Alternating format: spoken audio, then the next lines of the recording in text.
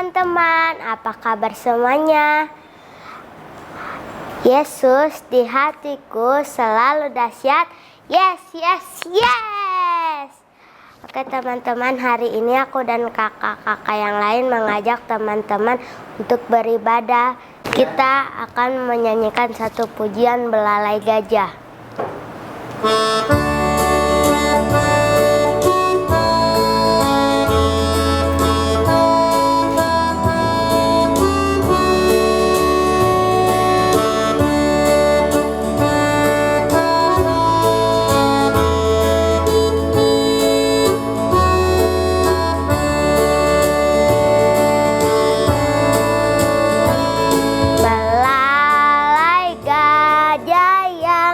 Panjang sayap burung dara, ikan di laut berenang, Tuhan penciptanya.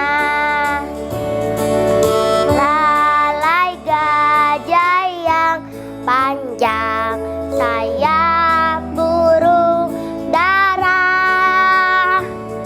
ikan di laut berenang, Tuhan penciptanya. Belalai gajah yang panjang sayap burung dara, ikan di laut berenang, Tuhan penciptanya. Oke teman-teman, sebelum kita mendengarkan firman Tuhan, kita berdoa dulu ya. Tuhan Yesus, pimpinlah ibadah kami dari awal sampai selesai Tuhan. Biar berjalan dengan lancar. Haleluya, amin. Oke teman-teman, sebelum kita mendengarkan firman Tuhan, kita menyanyikan satu pujian lagi ya, Yesus Pokok.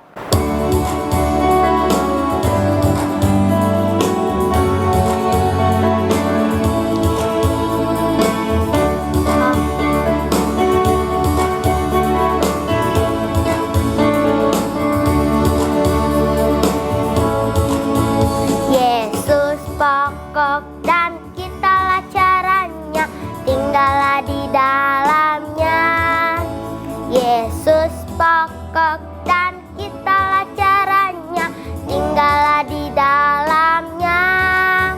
Yesus pokok dan kitalah caranya, tinggallah di dalamnya.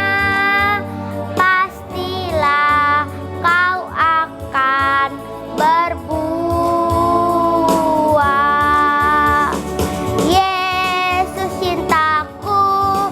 Cinta kau, kau cinta dia. Yesus cintaku, ku cinta kau, kau cinta dia. Yesus pokok dan kitalah caranya, tinggallah di dalamnya. Yesus pokok dan kitalah caranya, tinggallah di dalamnya.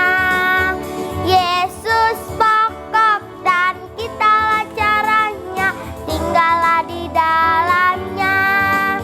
Pastilah kau akan berbuah. Oke teman-teman, firman Tuhannya disampaikan oleh Kakak Yudiar. Bye-bye. Salam adik-adik yang terkasih oleh Tuhan. Pada hari ini kakak akan mengajak adik-adik untuk kita mendengarkan firman Tuhan, yaitu judulnya tentang orang kaya dan Lazarus. Mari adik-adik siapkan Alkitabnya, dan untuk ayatnya adik-adik bisa buka di Lukas 16 ayat 19. Jadi pada hari ini kakak akan membahas tentang orang kaya dan Lazarus.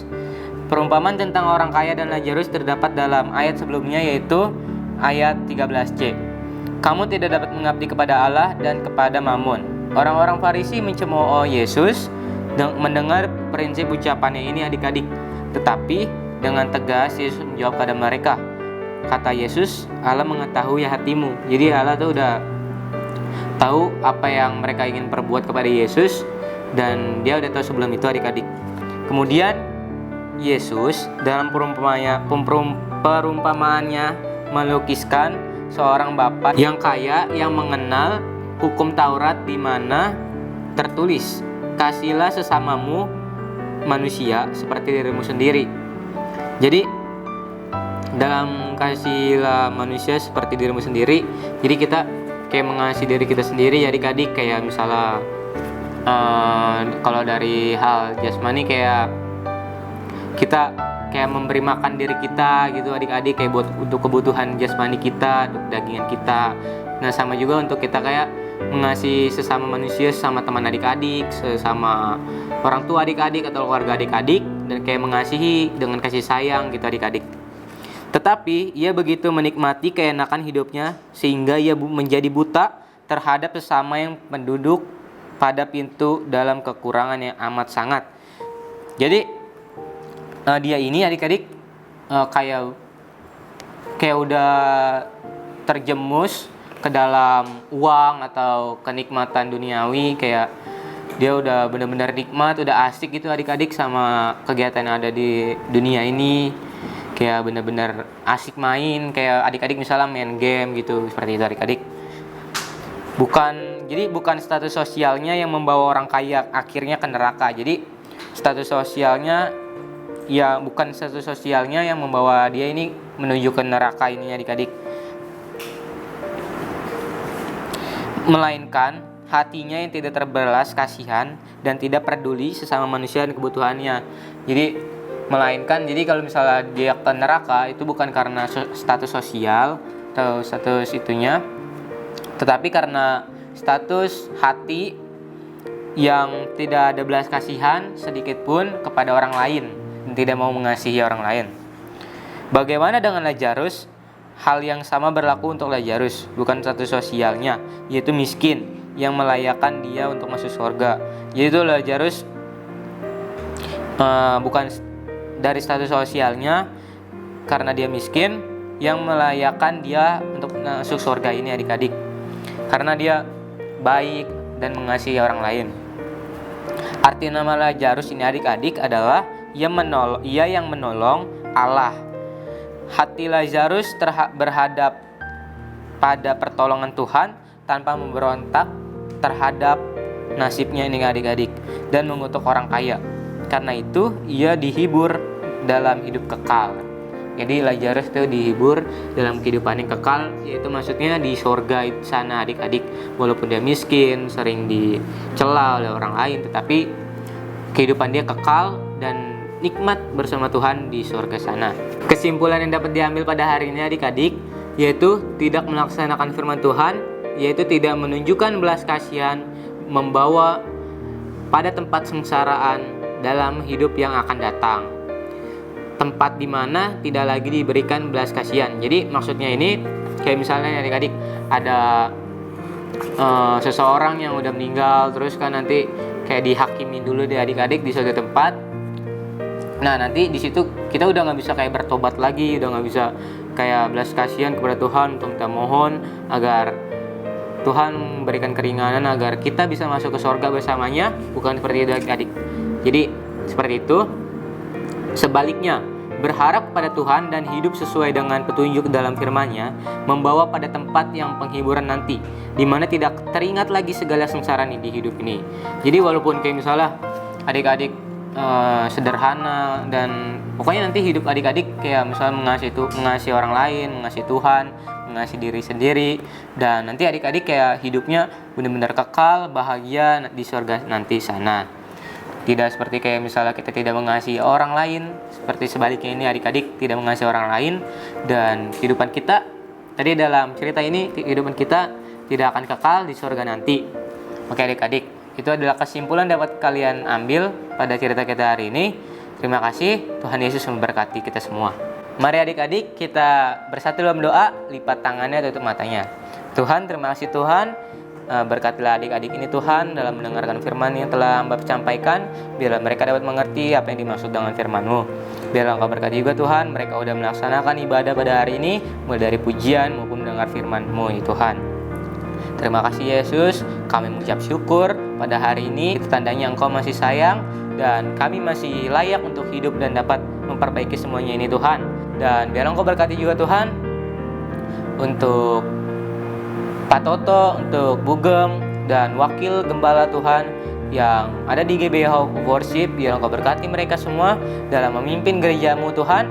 Biarlah mereka mampu memimpin gerejamu ini dengan penuh gembira dan dengan penuh percaya kepada Engkau. Biarlah mereka dapat menuntun jemaatmu ini Tuhan ke jalan yang baik dan benar. Terima kasih Yesus, biar Engkau berkati, berikan kesehatan, kekuatan, dan Engkau berkati segala pekerjaannya Tuhan, maupun anak-anaknya Engkau berkati. Terima kasih Yesus, hamba menyerahkan Pak Gembala, Bu Gembala, Wakil Gembala, dan beserta keluarganya, biar Engkau berkati mereka semua. Dan hamba juga berdoa Tuhan untuk segala pelayanan yang ada di GBH Worship, walaupun kami hanya dapat menayangkan secara online, biarlah Engkau memberkati orang yang udah hadir Tuhan, kakak-kakak yang telah hadir, biar Engkau berkati mereka semua mulai dari sekolah maupun apa yang mereka lakukan aktivitas pekerjaannya, biarlah Engkau berkati mereka semua. Engkau berikanlah satu penghiburan atau pembahagiaan agar mereka tetap senang dan tetap semangat. Terima kasih Tuhan, berkati juga untuk keluarganya, Engkau berikan kesehatan, kekuatan. Dan Tuhan, kami juga berdoa untuk bangsa Indonesia, biarlah Engkau berkati bangsa Indonesia ini Tuhan. Biarlah belas kasihan turun atas Engkau. Biarlah bangsa Indonesia ini Tuhan cepat pulih, cepat hilang dan terhindar dari segala virus, termasuk virus corona ini Tuhan. Biarlah Engkau berkati virus corona ini, biarlah hilang dari muka bumi ini Tuhan. Biarlah kami dapat, umat-Mu dapat beraktivitas seperti biasa dan seperti normal kembali. Biarlah kami dapat beribadah kembali kepadamu dengan penuh sukacita. Terima kasih Tuhan, hamba menyerahkan juga untuk Pak Presiden, Pak Jokowi, dan Pak Ma'ruf Amin, beserta wakil maupun kedudukannya mulai dari tertinggi sampai RT RW. Biar Engkau berkati semua Tuhan, DPR, MPR, biar Engkau berkati mereka semua, berkati keluarganya Tuhan. Maaf Tuhan, hanya inilah doa yang kami dapat panjatkan. Hanya dalam nama Tuhan Yesus Kristus kami telah berdoa dan mengucap syukur. Haleluya, amin.